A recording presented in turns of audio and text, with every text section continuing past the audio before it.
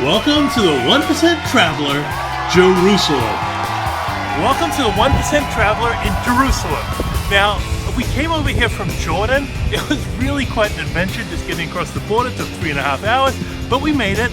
And we're going to try to see some things in Jerusalem that we haven't seen before. This is my third time here, and I think there's still a few secrets the city has that I haven't seen yet. So let's get going. The best place to start a visit to Jerusalem is the Western Wall. You don't have to be Jewish to go there. They have free yarmulkes you can wear, and you can add your prayer to the wall along with all the other believers reaching out to God.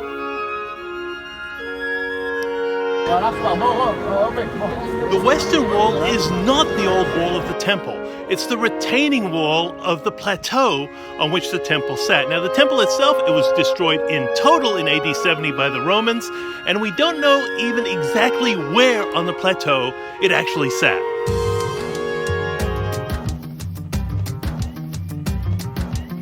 Shopping in Jerusalem really is a 360 sensual experience. There's smells, there's sounds, there's so much action going on. And it's not just tourist bric-a-brac that's being sold, there's all kinds of practical day-to-day stuff.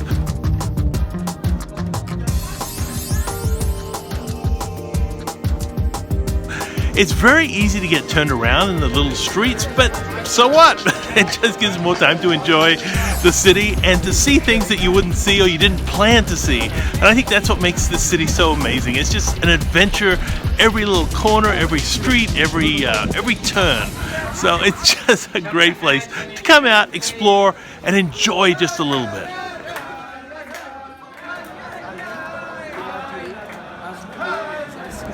So it's Friday night in Jerusalem, and there is very few places on earth that are more intense than Jerusalem on a Friday night. We've just been down to the Western Wall and seen the incredible religious enthusiasm, ecstatic enthusiasm of Jewish believers.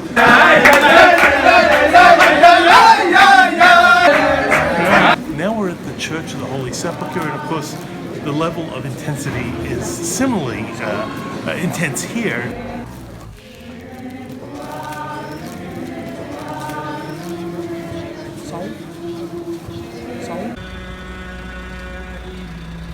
Being Friday, earlier on, it was a big day for the Muslim believers. It's like the essence of every world religion, or the Abrahamic religions anyway, have all come together right here in Jerusalem this Friday. And it's very interesting. I think it's very engaging. It's very inspiring. And I'm just glad everyone's getting on, at least tonight.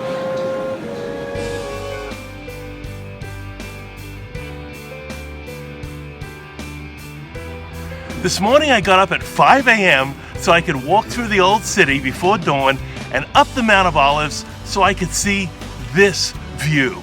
And what's been incredible to me is how few people are out. It's incredible. This has got to be one of the most beautiful, breathtaking, inspiring views you can see anywhere on earth. And yet, well, if you take advantage of it, you're going to be a little bit lonely, and that's good. Being a 1% traveler isn't just about where you go. Sometimes it's about when you go. Sometimes it's about going to the places that everyone else is going to, but choosing exactly the right time to do it. And I am so glad that I got up at 5 a.m. I wouldn't have missed this for the world.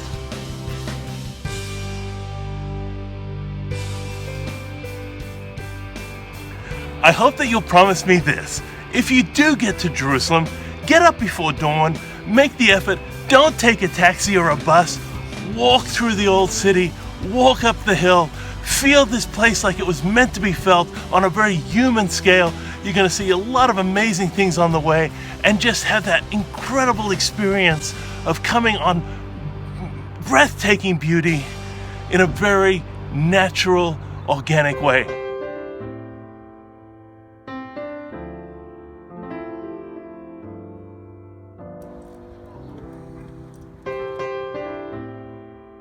So behind me is part of the Garden of Gethsemane. This is where Jesus came to pray. It's where he actually sweat blood. He was under so much distress. He said he grieved even unto death.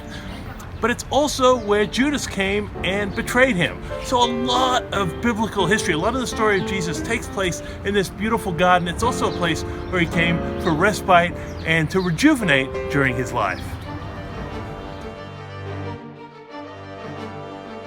As I mentioned, this is my third time to Jerusalem, but it's the first time that I can actually go up on the Temple Mount. It turns out this is a very sensitive place, and every so often it's shut down because of one dispute or another. Thankfully, today I can get up there, so let's get up. So here I am at the Dome of the Rock. It's my first time up on the actual Temple Mount. It's really a remarkable place to have a look around, and there's a really special feeling up here. I'm really glad I made it this trip.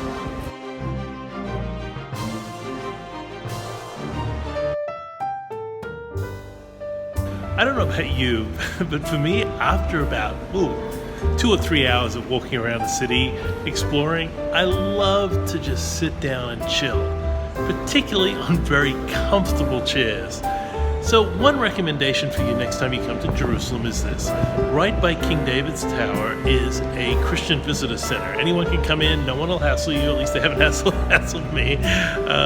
Just come, really very comfortable couches, nice views, beautiful music, and also an exhibit, at least as I'm here today, about the Franciscan monks who tend to the Church of the Holy Sepulchre. Very interesting, very different expression of faith than my own, but I find it really just fascinating to delve in while I'm here to understand a little bit more of how people express their faith and the lives they live here in Jerusalem, and have really been living for many centuries, in some case millennium. It's an amazing place, and this is just one little corner of it that I think is worth visiting and relaxing in.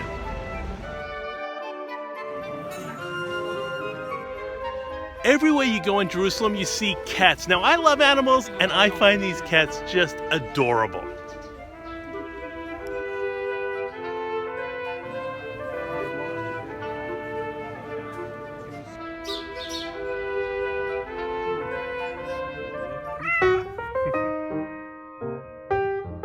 Jerusalem is worth the trip just for the food. Particularly the fresh fruit and veggies are just amazing, and the spices are unbelievable.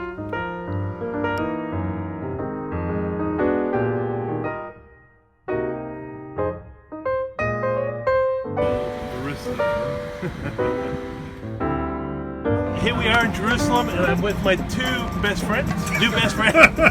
I'm feeling very secure. I don't know how they're feeling, but how old are you guys? 19? 20?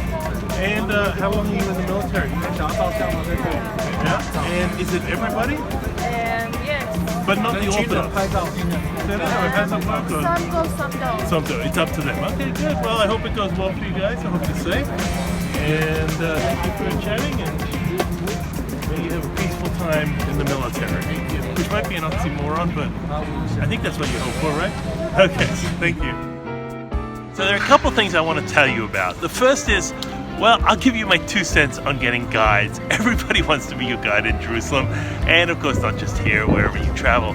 I am not a huge fan of getting guides, and I'll tell you why. A lot of guides seem to spend most of their time trying to figure out how to get more money out of you than you've agreed to pay, particularly take you to their friends' shops, and I often find that they want to take me to places I don't want to go, and their information is often very suspect.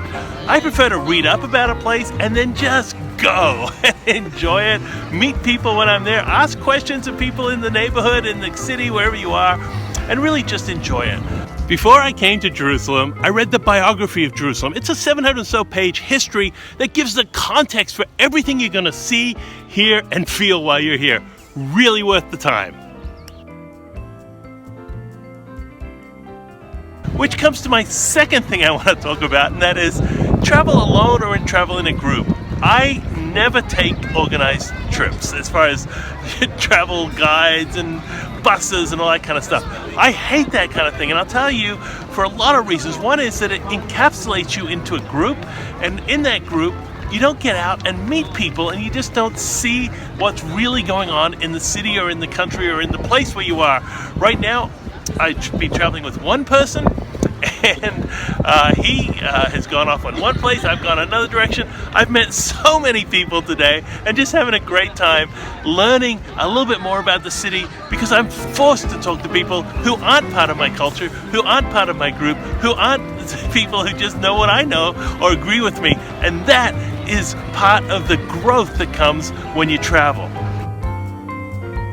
So here's a tip that's going to make your trip a lot more interesting. It's only about an hour from downtown Amman, Jordan, the capital of Jordan, to the Jordan River. At the Jordan River, you cross over into Israeli-controlled territory, and it's only about another hour to downtown Jerusalem. It really is a very short, manageable trip, and what a great trip it is, because you get to see how the area geographically and culturally and historically is really just one area all meshed together. Highly recommended, and you probably want to watch the other 1% traveler videos about Jordan and, of course, the West Bank, Bethlehem, and Jericho. I hope that you go to Jerusalem. I hope that you enjoy these videos, and I hope that you make that trip, because it's going to make your whole experience a lot more exciting and interesting. This morning when I was up on the Mount of Olives looking over the beautiful city of Jerusalem, I met a English doctor. He's an oncologist, treats cancer, and we had a great talk about faith. Now, Jerusalem is a city that is just absolutely immersed in spirituality, whether it's Islam or Christianity or Judaism. Everywhere you look, somebody's having a religious experience.